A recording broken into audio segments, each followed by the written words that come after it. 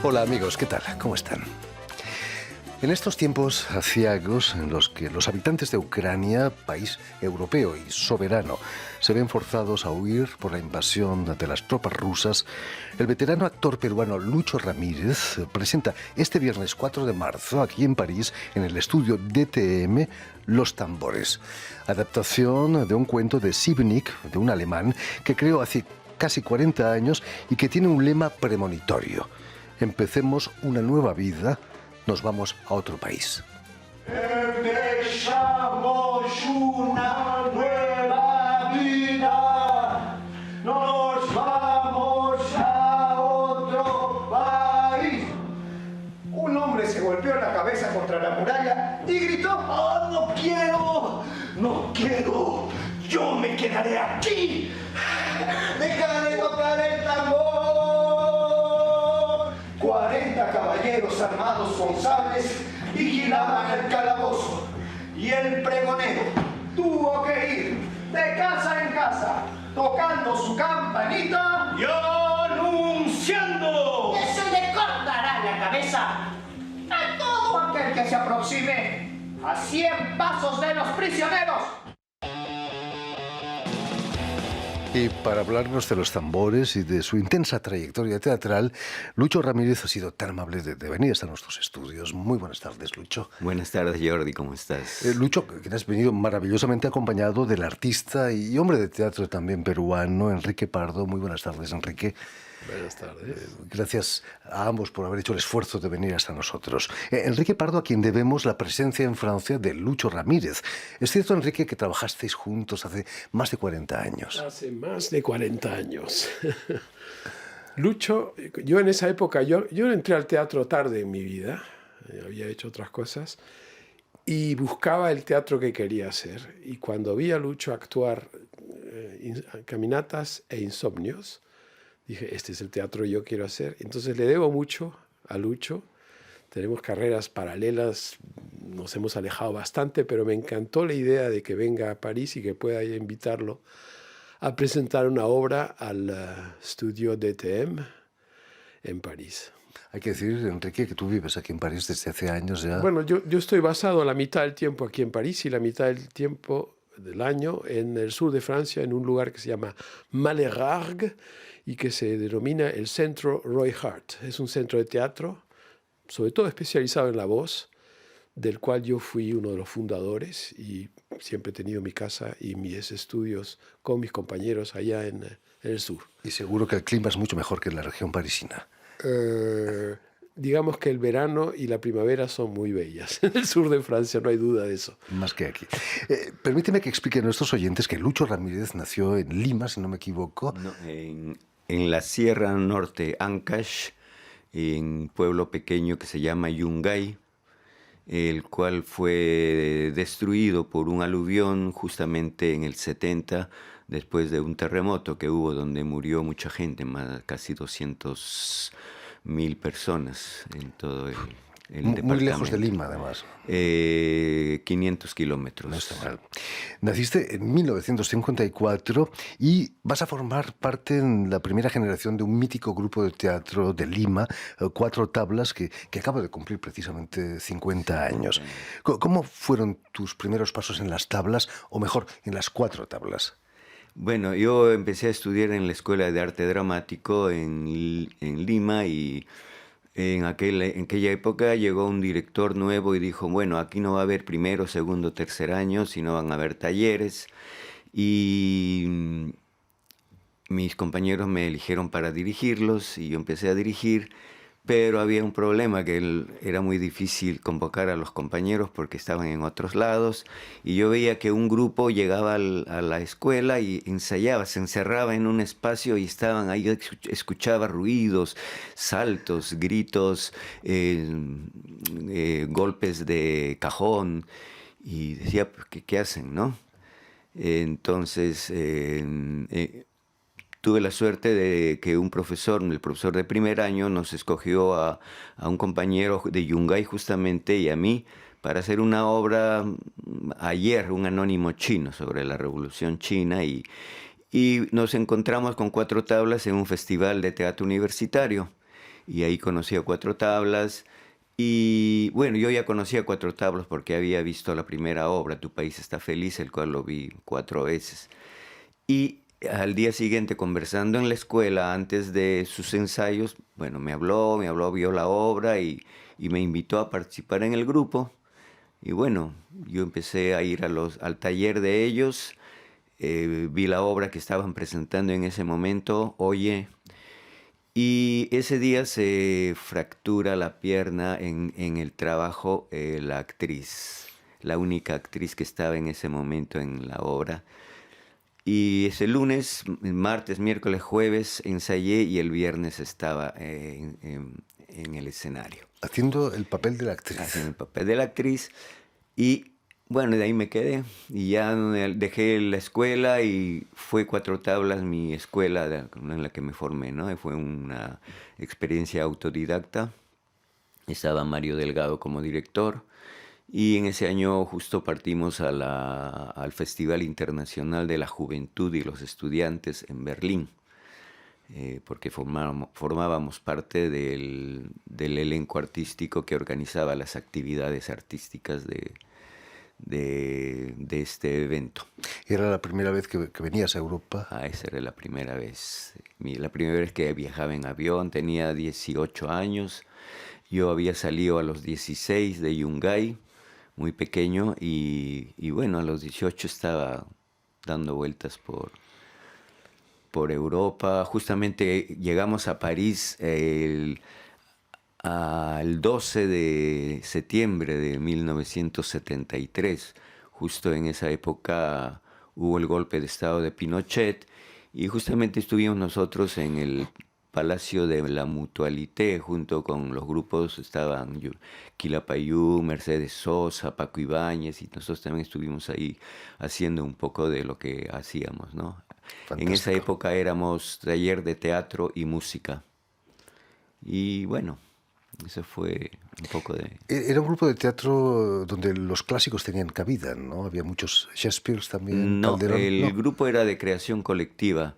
Había un grupo de Argentina que se llama Libre Teatro Libre, que dirigía María Escudero, que pasaron por Lima y era un teatro bastante actual, político, de creación colectiva. No era un teatro que tiene de texto. Bueno, tenía texto, pero eran más escenas simbólicas, dramáticas y tratar de concientizar a la gente sobre el contexto histórico que se estaba viviendo, ¿no? Por supuesto. En el 81, Lucho Ramírez, vas a crear Caminatas e Insomnios, que fue estrenada precisamente en Alemania, en Hannover, si no me equivoco, Así es. y con la que vas a participar en festivales de teatro como en Londres o Caracas. Veamos, Lucho Ramírez, en un momento de la obra precisamente que fue repuesta no hace mucho.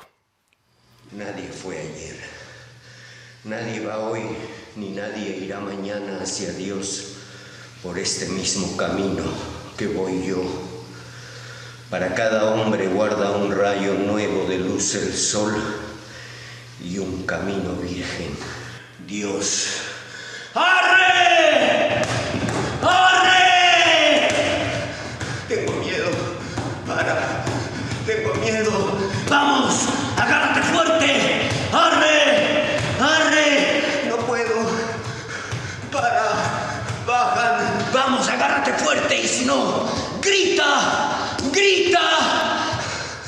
El camino angosto y empedrado, el precipicio, la laguna desapareciendo ante mis ojos, el sol ocultándose tras las montañas, el puente, al fondo, la cordillera blanca. Estábamos viendo a Lucho Ramírez en Caminatas e Insomnios. El trabajo del actor va mucho más allá del texto, ¿no? De la narración oral. Aunque tú te defines como narrador oral escénico, ¿es cierto eso? Sí, también cuando estuve en Colombia, justamente presentando Los Tambores, nos invitaron a un festival de narración oral en Bucaramanga, Abra Palabra, y allí estuve en contacto con todo lo que es la narración. Colombia tiene mucha tradición de narradores orales y bueno, me agarró la peste de la... Como diría Artaud, me agarró la peste de la narración oral y desde entonces empecé a explorar en este campo y tengo un trabajo de narración oral escénico que es contar concierto barroco de Alejo Carpentier. Narro casi toda la novela completa menos un capítulo que pude, creo que hubiera quitado un poco de ritmo. Dura 1 hora y media y tiene un lenguaje bastante complicado. Barroco completamente. Así. Terrible. Si Enrique Pardo es artista, fue profesor en Bellas Artes en Londres, en la Escuela de Bellas Artes de Chelsea, tus mejores alumnos a finales de los 60 realizaban ya performances artísticas, ¿no? A medio camino entre el teatro y el arte plástico, ¿no? Las performances. Eso, digamos, en Londres en esa época fue donde brotó lo que se llama el performance art, ¿no? Y yo, como pintor joven, yo tendría que 27, 28 años, y ya era profesor, y estos jóvenes, que eran 22, 23 años algunos, apenas más jóvenes que yo, me parecía el trabajo que hacían mucho más interesante que el mío, el que yo estaba supuesto a enseñarles. Entonces me dediqué en muchos aspectos a respaldar el trabajo que hacían, y de ahí salieron gente, algunos de los más fuertes que han habido en Inglaterra, de ese límite entre pintura, bellas artes y teatro. Y ya después de un tiempo dije, no, yo tengo que hacer teatro y vamos a soltar la pintura, demasiado solitario, demasiado aislado. Y de la formación de artistas y pintores a la formación del actor hay solo un paso, ¿no? En tu caso... hay un abismo. Un abismo. En mi caso. No, me refiero a tus alumnos. El abismo está en la expresión personal, si quieres, en tomarte la responsabilidad de ser tú el que muestra en vivo tu trabajo, ¿no? En pintura lo pones en una pared y te vas a una esquina y miras a la gente mirando tu cuadro. No intervienes. Si quieres, no estás presente. Tu relación con los jóvenes actores es muy psicoanalítica, ¿no? Incluso has intervenido con psicoanalistas, creo. Digamos que yo he tenido como 4 o 5 formaciones en mi vida, educaciones, diría. Quizás la más fuerte, las dos más fuertes, fue la primera vez que hice teatro con un señor que se llamaba Roy Hart en Inglaterra, un genio, una persona absolutamente fuera de norma, gurú en esa época, director gurú, y entonces tuve mis 6 o 7 años de trabajo con él, de discípulo, diría, en el cual aprendí muchísimo, porque para mí era un genio psicológico. Y después encontré, cuando se murió Roy Hart en el 75, digamos que mi segundo capítulo, mi tercer capítulo educativo fue un psicólogo americano, para mí el principal heredero de Carl Jung, y que se llama James Hillman. Y tuve la suerte le escribí, me respondió al tiro y dijo, vengo a verte. Y nos hicimos grandes amigos y me encontré con que para mí el más gran pensador de la psicoanálisis y de los sueños y de la narración de los sueños, lo que es imagen y lo que es narración, justamente si hablamos de narración, me buscó a mí y yo lo busqué a él, porque él decía, yo estoy encerrado en una psicología que se quiere ir hacia la clínica, y yo digo, la psicología para mí es poética, y me encuentro con un artista que me viene a dar la mano, digamos, y a decirme, esto es lo que yo busco. Feliz encuentro, ¿no? No, yo he tenido mucha suerte en mi vida. Lucho Ramírez, y va en ese sentido cuando creas tu idea del teatro, cuando creas en el 91 el espacio de actores Perú Fusión Teatro.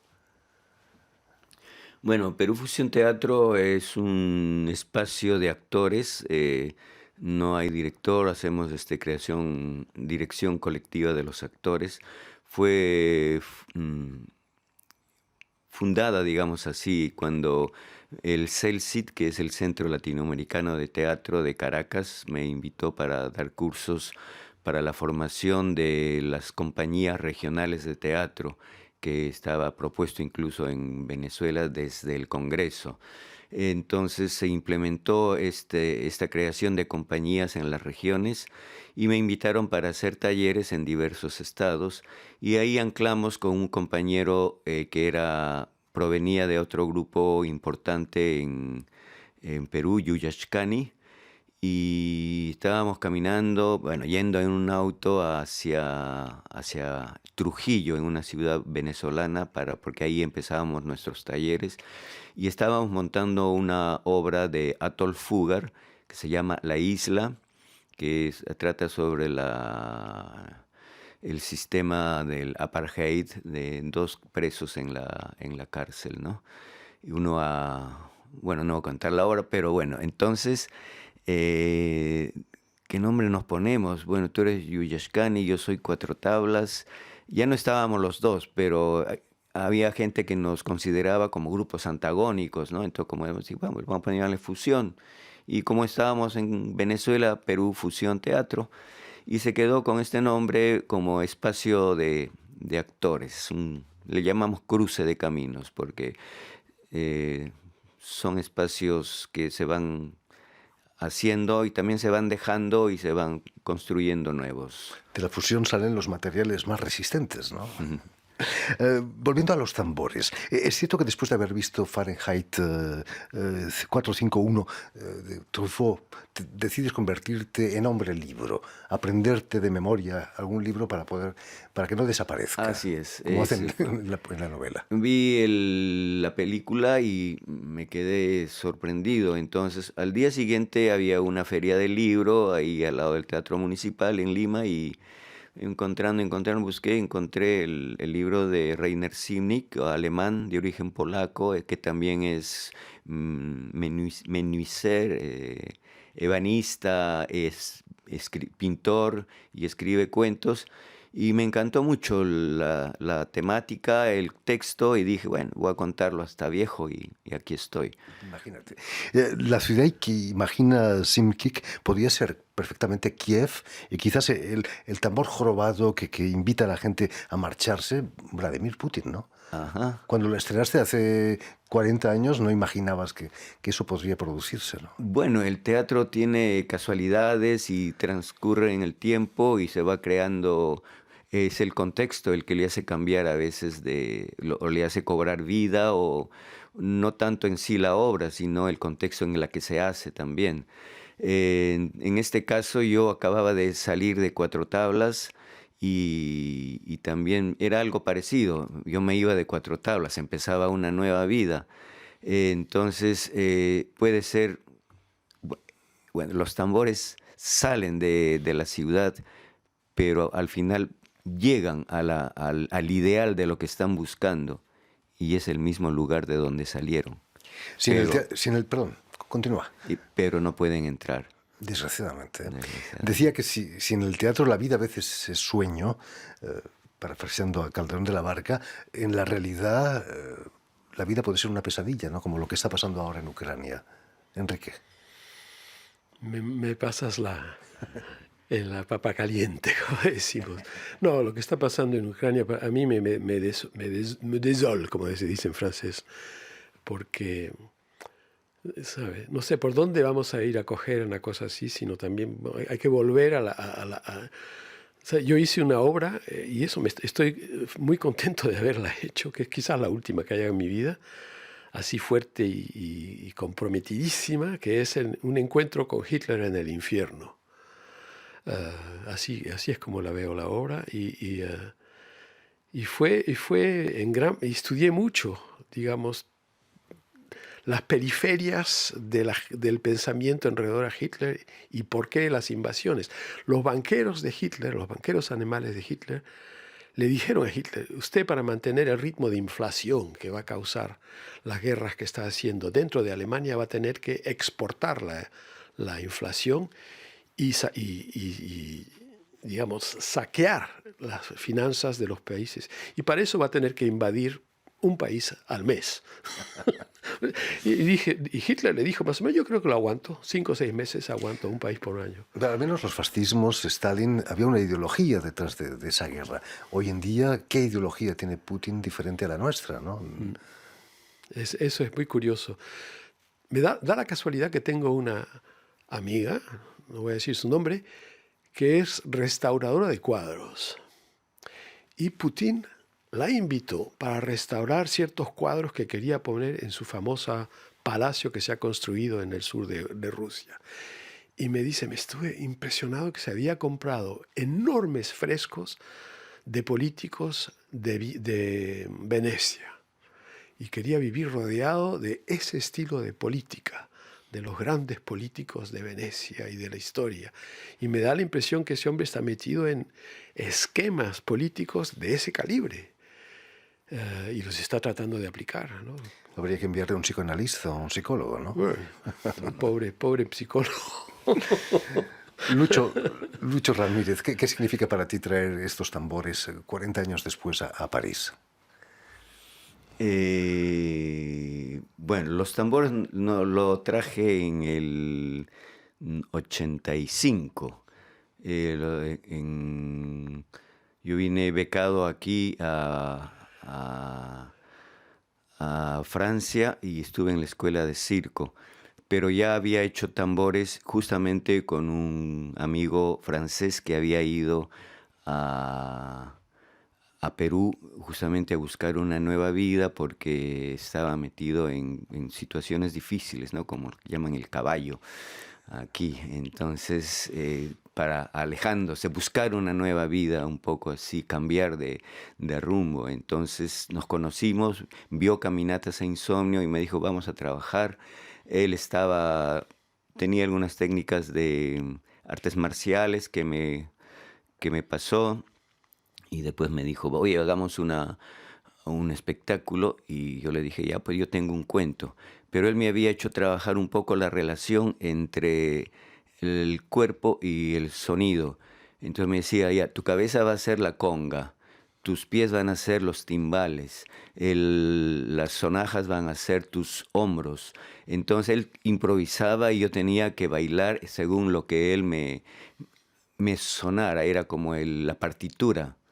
Entonces eso, bueno, despertó bastante la sensibilidad hacia los sonidos, hacia la reacción.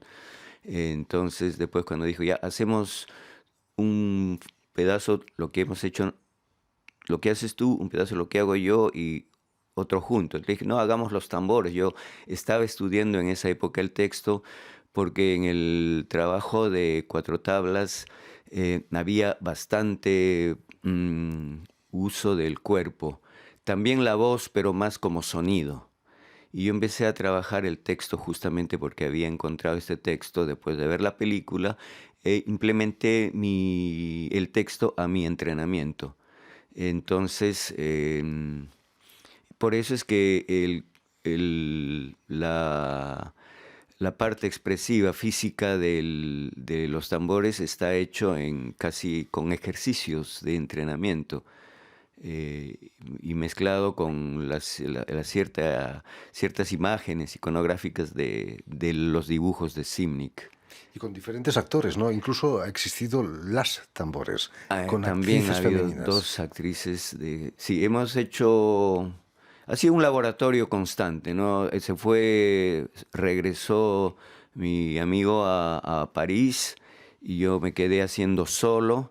Después yo vine aquí, hicimos una nueva versión y tuve que trabajar el francés. Solo hicimos una presentación. Fuimos a Italia. Bueno, el italiano más o menos lo manejaba mejor.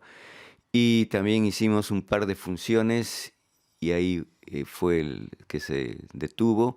Y después empecé a trabajar en coro.